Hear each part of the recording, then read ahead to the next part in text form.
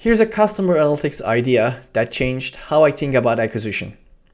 Working with a fashion brand that had thousands of products, I found that the first thing a customer buys can quietly predict how valuable they become. And that opened up a much smarter way to spend acquisition dollars. Let me walk you through it. With a big catalog, the natural move is to push everything. But what I kept noticing is that not all customers are equal. And the insight that really stuck with me is that not all first purchases are equal either. The product someone buys first often predicts how their whole lifetime value. So the question I got curious about wasn't which product sell the most, it was which products, when they are someone's first purchase, lead to the best long-term customers. That's a cohort question. It's not a sales report question. So, I grouped customers into cohorts by the first products they ever bought and tracked each cohort's lifetime value over time.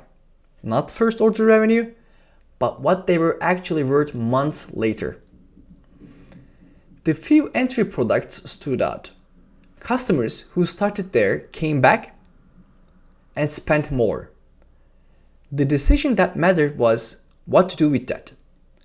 Instead of a broad shop our catalog approach, point acquisition toward the products that bring in the best customers, not just the most buyers.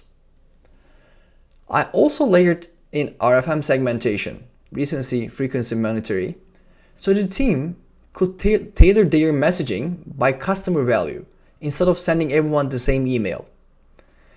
That's a different issue. That's a different topic. Happy to go deeper on that setup if it's useful in another video. So the team shifted acquisition toward those high LTV entry products, which converted well and brought in customers worth more over time.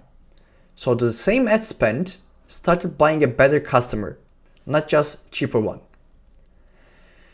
The principle I carry from this, averages hide the answer. The interesting question is usually not how are customers doing on average, it's which slice creates outsized value and how do I get more of that slice. That's shaped how I approach almost every customer analytics problems ever since. I make these to share how I approach real analytics problems. If you are working on customer LTV or segmentation, I would genuinely love to hear what you are thinking about.